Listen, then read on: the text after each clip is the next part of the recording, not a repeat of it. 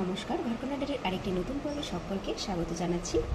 কচি কচি শাক দেখার জন্য দেখুন, বাজার থেকে আমি জালি কুমড়োর শাক এনেছি, একদম কচি আর লক লক করে ডগাগুলো দেখুন, লক লকে ডগা, একদম কচি।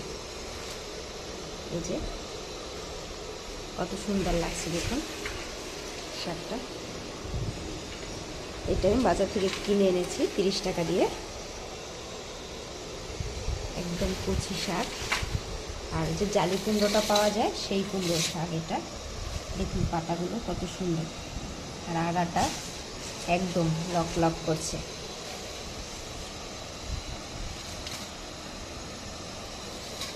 দেখুন শাকটা দেখতে কত ভালো লাগছে।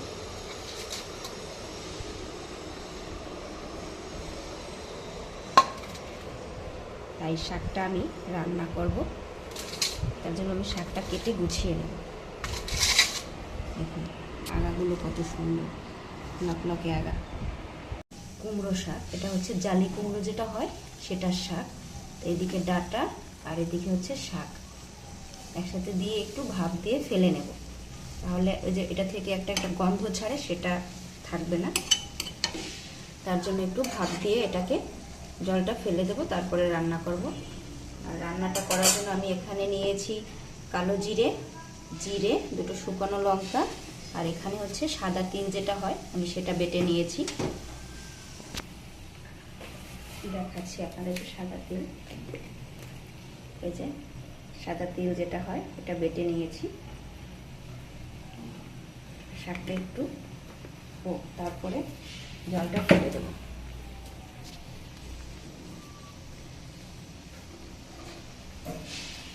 জলটা ফেলে দিলে এই শাকটা থেকে একটা গন্ধ ছাড়ে, সেটা আর ছাড়বে না।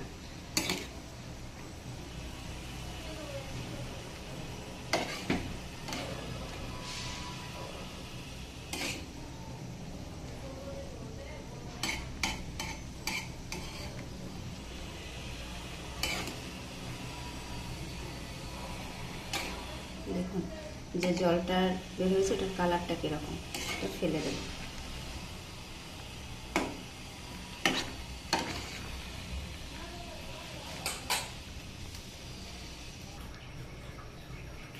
দেখুন আমি শাকটাকে ভাপ দিয়ে নামিয়ে নিয়েছি, শাকটা কিন্তু বেশ কমে গিয়েছে এখন। আর এদিকে কড়াইটাও গরম হয়ে গিয়েছে, এবার তেল দিয়ে দেবো।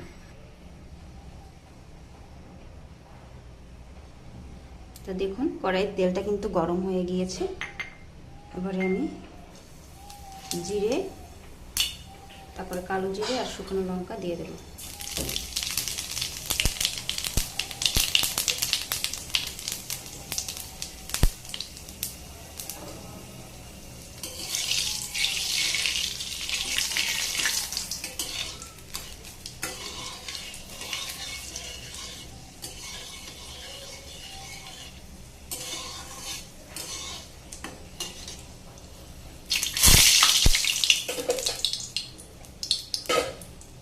এবারে শাকটা ফোড়নের ভিতরে ছেড়ে দেব, কিন্তু তার আগে আমি যে তিলটা বেটেছিলাম সেই তিলটা একটু হালকা জলে গুলিয়ে তারপরে দিয়ে দিয়েছিলাম, সাথে একটু হলুদ দিয়েছিলাম।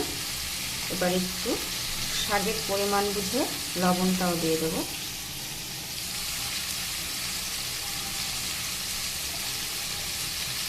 এবার এটাকে নাড়াচাড়া দিয়ে একটু ভালো করে ভেজে নেব।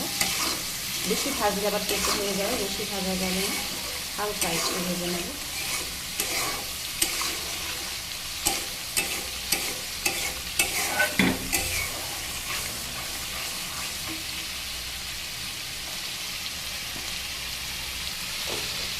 যারা একদমই ঝাল মশলা জাতীয় খাবার খেতে চান না তারা এইরকম করে খাবেন। আর তিল বাটা দিয়ে রান্না করলে খেতে কিন্তু বেশ ভালো লাগে। মশলাটাকে এরকম করে কষিয়ে নেব।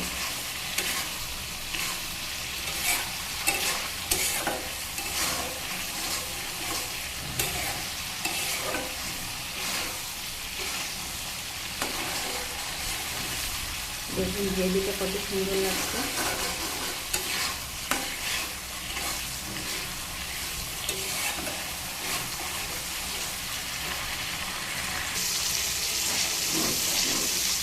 দেখুন আমার তিলটা কিন্তু কষানো হয়ে গেছে, এর থেকে তেল ছেড়ে দিয়েছে। এবারে আমি শাকটা দিয়ে দেবো।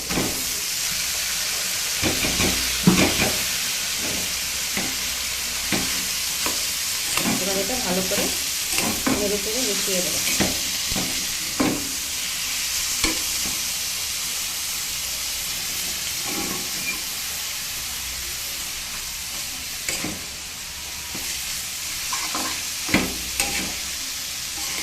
বর্ষা কুমার শাক বা জালি কুমার শাক, যে নামে বলে থাকেন,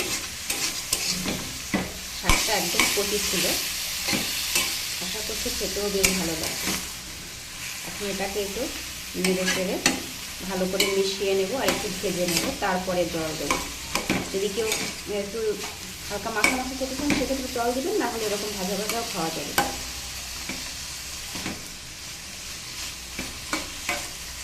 নাড়তে হবে খুব ভালো করে। শাক যত বেশি নাড়া হয় খেতে তত বেশি স্বাদ হয়।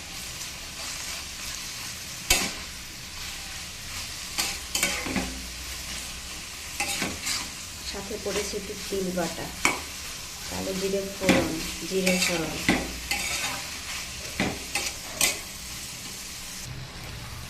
দেখুন শাকটাকে আমি একটু ভালো করে কষিয়ে নিয়ে তারপরে একটু জল দিয়ে দিয়েছি। এখন এটাকে ঢাকা দিয়ে দেবো, বেশ কিছু সময় হবে। দেখুন উপরে থেকে তিল আর যে তেল দিয়েছি সেই তেলটা ছেড়ে ছেড়ে আসছে, দেখতে কিন্তু বেশ ভালো লাগতেছে।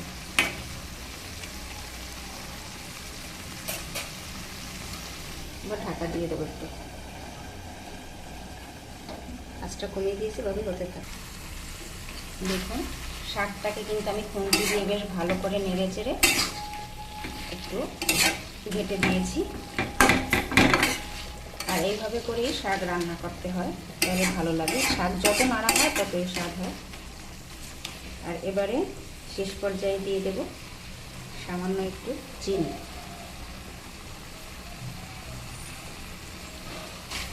এবার এটাকে নেড়েচে আবার মিশিয়ে দেব। দেখুন শাক থেকে কিন্তু তেল ছেড়ে ছেড়ে আসছে, আর এরকম হলেই শাক খেতে ভালো লাগে। আমার এই শাক রান্নার ভিডিওটি ভালো লাগলে অবশ্যই লাইক সাবস্ক্রাইব করে দিবেন, কমেন্ট করবেন, আর কারা কারা এরকম শাক খেতে পছন্দ করেন।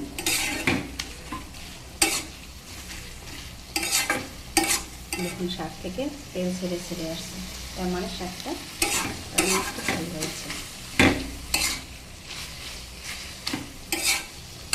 সাথে চাইলে কিন্তু একটা আলুও দেওয়া যেত, কিন্তু আমি একটা আলু দিইনি, আলু ফ্রাই করেছি। এভাবে লাড়তে হবে, যত লাড়া হয় শাক ততই শাক।